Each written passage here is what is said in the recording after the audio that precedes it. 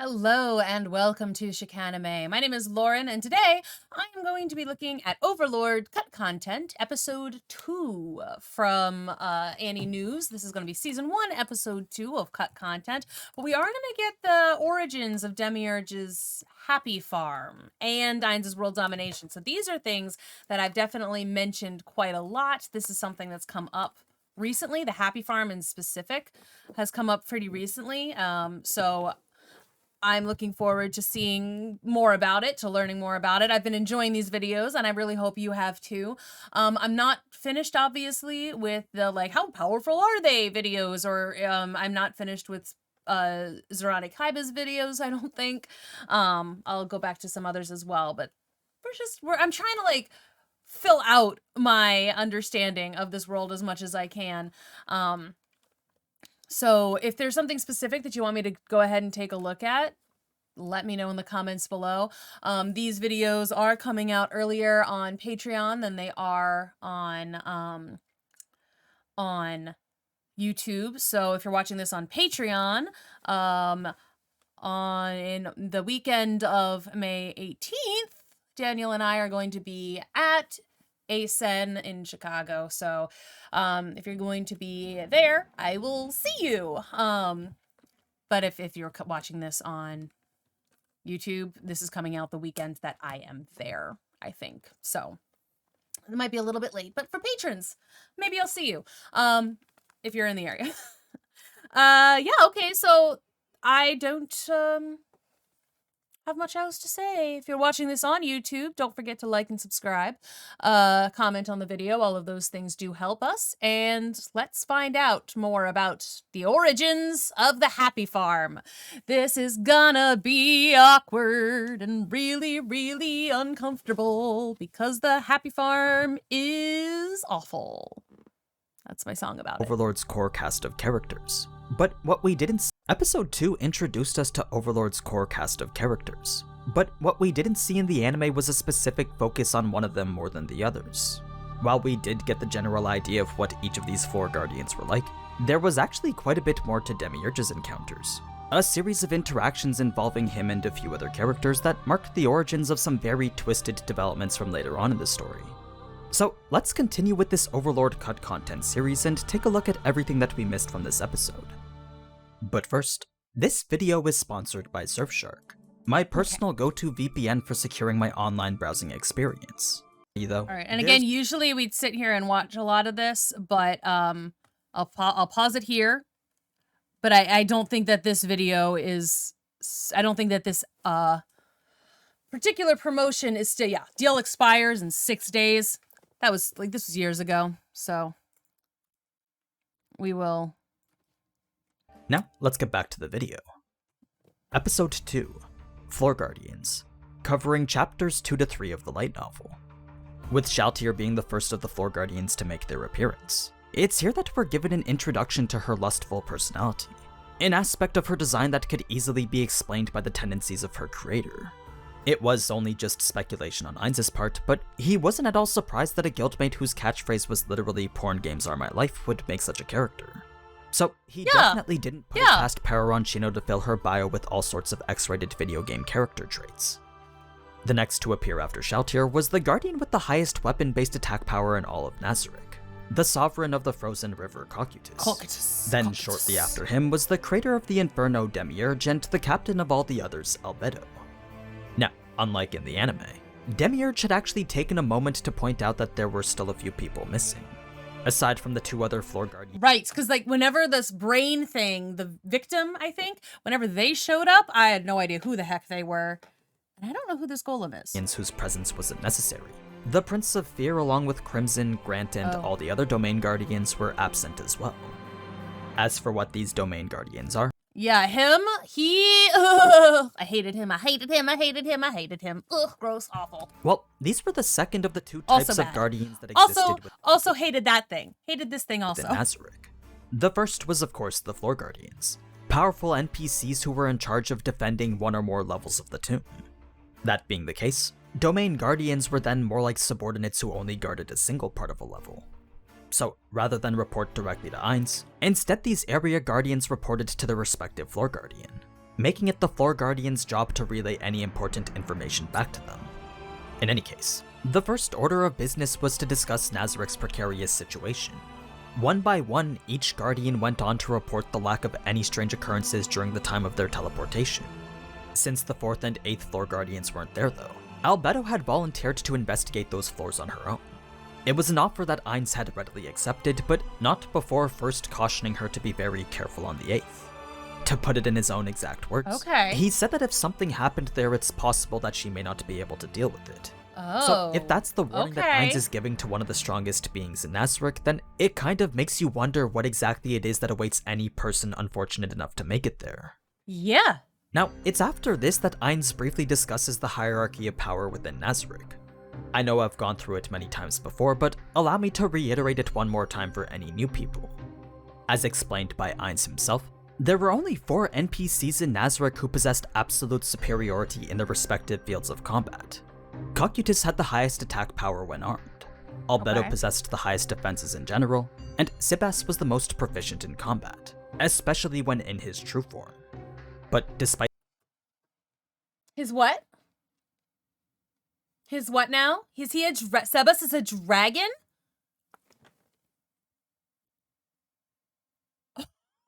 What?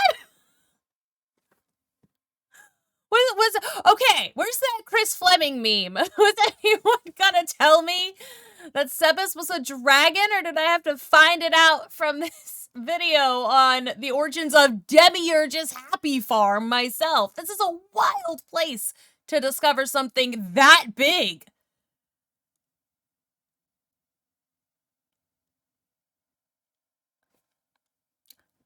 Okay. Despite the triangular dynamic that these 3 shared, the one that stood above all of them was Shaltir. She alone was an unstoppable force that none of the others could handle by themselves. Shifting over towards the logistical side of Nazarick, it was clear to Ainz that a better system of sharing information was needed now. So, in order to make that happen, Ainz had placed both Demiurge and Albedo in charge of implementing it. What's interesting to note about this order though is that once again the 8th floor was kept exempt from it. In fact, the time it took Ainz to consider the 8th floor's position in the overall plan resulted in him deciding to revoke Albedo's initial order to investigate it. As of now, the 8th floor was off limits to anyone who didn't have express permission to enter it. Permission that could only be granted by Ainz. Interesting. As for the 7th, 9th, and 10th floors, well, Ainz went on to order the removal of the seals that prohibited the lesser minions from traveling between them. A decision that not only shocked both Demiurge and Albedo, but also highlighted just how serious the situation was. The reason why this is because minions weren't the same as the guild-created NPCs. They were simply mobs and monsters that automatically spawned here. A very basic line of defense that came with the tomb itself. So, to let such inferior creatures walk around in the same space as that of the Supreme Beings, well, that was something that just didn't sit right with Demiurge or Albedo. Now, after Ainz had left, the reason the Guardians were so enamored by his presence was mainly because of the despair aura that he emitted while around them. Normally, this type of skill wouldn't have had an effect on any of them. But because Ainz was holding the staff of Ainz Ulgon, the buff he received from it was enough to inflict the fear status on all of them. That's why every single one of them had kept themselves in a submissive position all the way to the end.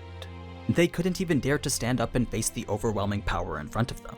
Nice. Moving on to Demiurge's discussion with Mare. There was a little bit more to his fascination with breeding than what we saw in the anime. Yes, he was curious to see who would be the best in terms of making an heir for Ainz, but that wasn't the only option for when it came to increasing Nazarick's forces. There were a few other candidates Demiurge could think of that could potentially be useful in a set of breeding experiments, Mare included. So, since this was something that Demiurge had taken an interest in, he literally asked Mare if he wanted to try making some babies. There wasn't anyone in the tomb that he could do it with, but there was always the possibility that there could be someone from outside the tomb. Perhaps a human, dark elf, or any other closely related species. Of course, Mare didn't yet fully understand what Demiurge meant by this, but if it meant that he could be useful to Ainz, then he was more than happy to do whatever Demiurge asked of him. That said, my precious Demiurge bean knew that such a project would require some serious preparations. I do love the twins. They are, obviously awful, but they're so cute. I can't stay mad at them. Not only would the increase in population result in a higher upkeep cost for the tomb, but any mistake would result in a scolding from Ainz himself. A punishment that Demiurge would do anything to prevent from happening. So rather than take the risk of bringing more people into Nazarick, Demiurge planned to instead bring any and all captured subjects to a ranch outside of Nazarick, a place independent from the tomb in which any and all experiments could be handled by him alone. I feel like his happy farm is something that wouldn't be out of place in like an Outlast video game, you know? It just feels like something that would fit right in. Switching things back to Ainz, the room we find himself in next was none other than his own private quarters. A very messy space in which numerous items, weapons, and armor were scattered all over the place. The reason why this is because an infinite number of items were allowed to be crafted via Yggdrasil's data crystals, a common item that was dropped whenever a monster was defeated. So, nice. Since data crystals were quite the abundant resource, players could create as many items as they wanted, often choosing to stock up on the ones that they liked the most. And since Ainz was definitely no exception to this, his room was filled with all sorts of high-level equipment that he didn't even need, a lot of which he couldn't even use due to his caster form. He was able to pick them up due to the amount of physical ability points he'd amassed, but using them in combat was a totally separate issue. Holding a giant broadsword wasn't the same thing as being proficient with it. No, That's true. That was determined by the user's class. And that's also true in like D&D games too. It's like just because it's like you have a proficiency bonus with certain weaponry depending on your class, your size, your race, all of those things can give you certain proficiency bonuses with certain weapons. So like I have a half elf who has a proficiency bonus with a rapier and with like smaller ranged weapons like crossbows or like a short bow. But like we have a ranger in the group who is proficient with a longbow, even though the longbow, as she's a halfling, is definitely bigger than her, but she's proficient with it. So it's like different things will give you different proficiencies, and just because and the proficiency bonus gives you extra point, like extra chance of hitting whatever it is you're trying to hit. So if you're not proficient with something, you might be able to do some damage, but you're more likely to mess up or miss entirely or just only do like 3 points of damage as opposed to 15. So that was something that I really liked that they did incorporate into the show. And I'm glad it's like Ainz is incredibly powerful, but there are still some things that he is not proficient at. And I think that this is a cool way to show it. Now, as Ainz began to contemplate his new existence, he was able to come up with a reasonable hypothesis towards his uncanny mental stability. He thought that perhaps his newly found level-headedness was a result of his undead resistances, one of which was a perfect defense against any and all sorts of psychic attacks. This was just a bit of speculation, but it did make quite a lot of sense since his new existence was an undead body and mind with the vestiges of a human clinging to it. That being the case, the mental suppression that happens whenever he overreacts to something could very well just be his undead mind reacting to an abnormal occurrence for the undead species. Whatever it was, it didn't really bother him since his free will was still intact. What did bother him though was the constant fatigue that came from maintaining this grand Overlord appearance. You see, for the past 2 days, Ainz wasn't left to himself even once. He was either being followed around by an entourage of guards or constantly being attended to by a group of beautiful maids.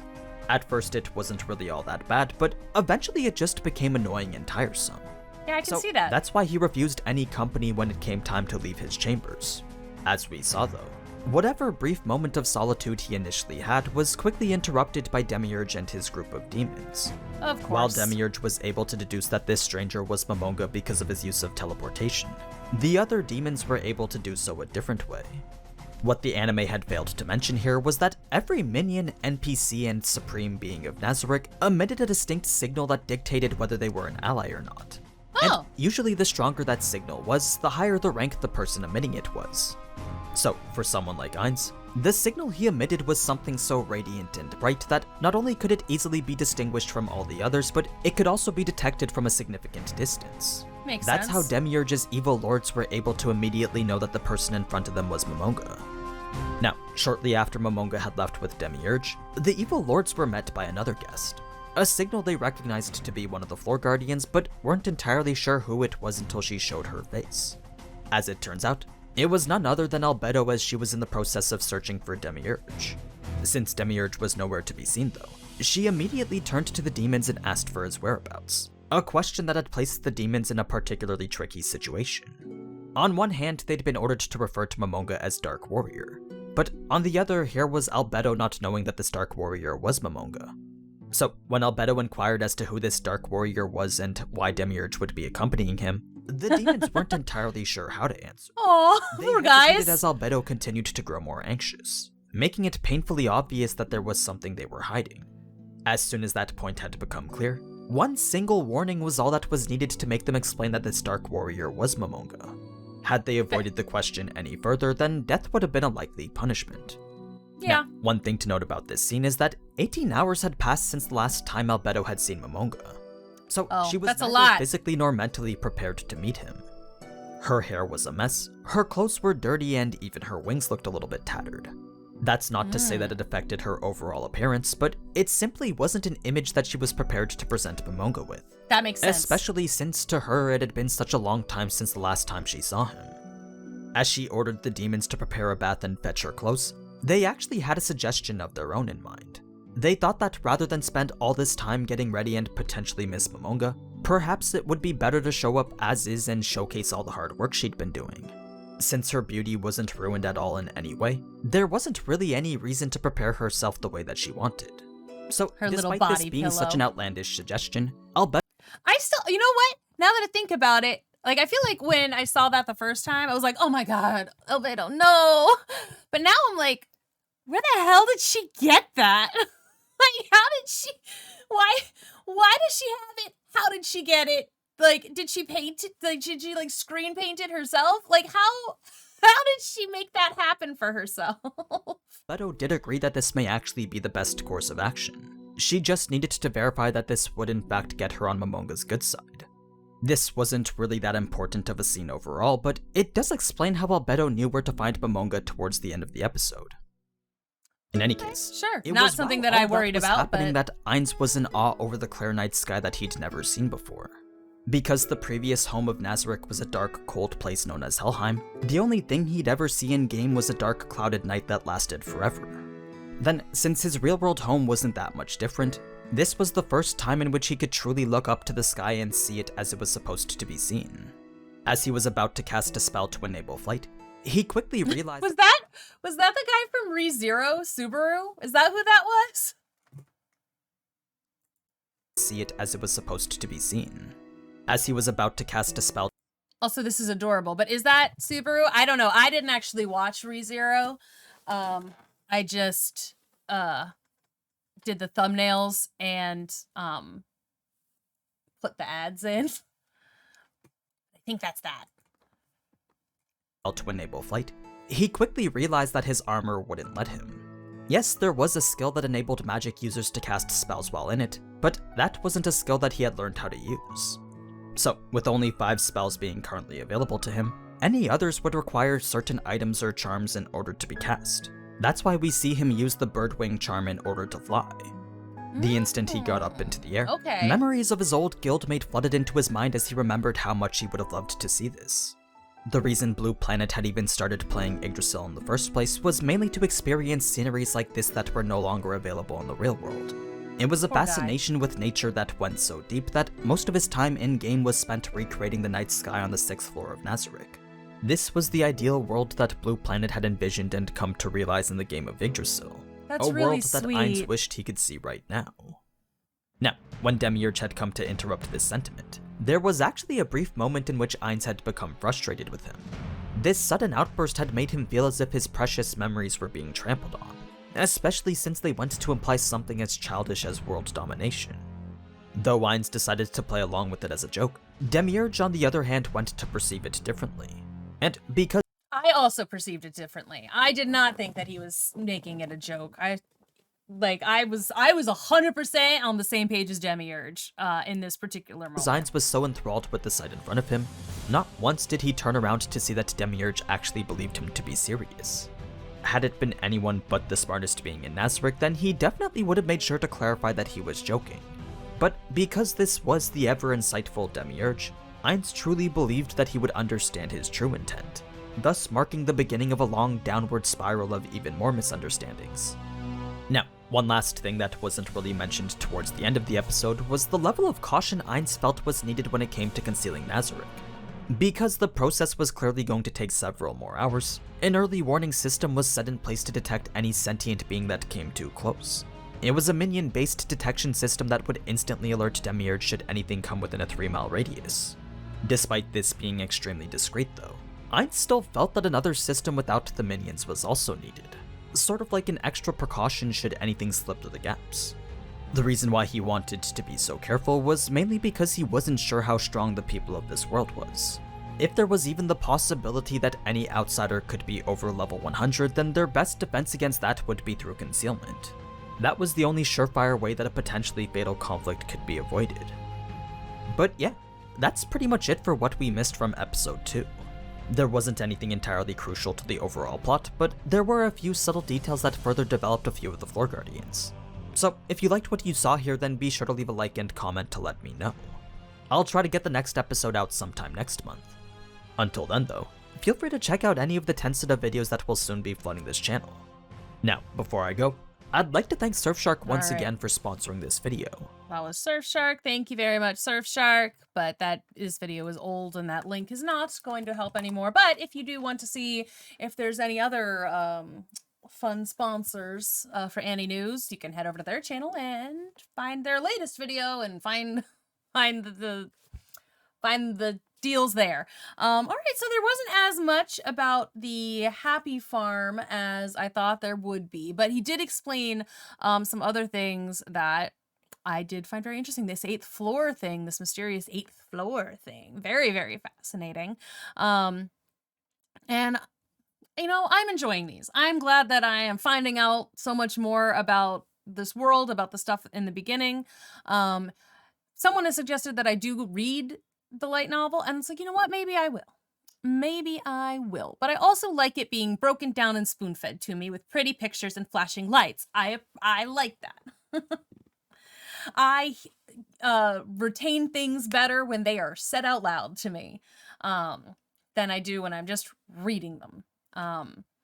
So again, I might read it, but I have not found anywhere where it's free.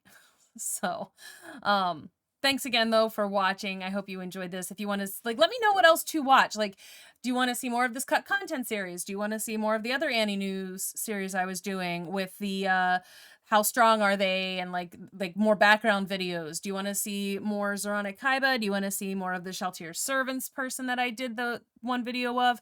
Like, who should I look at? Do you want to see something other than Overlord stuff? Although right now it's like I'm kind of very much in the Overlord. I'm in an Overlord lore sort of situation.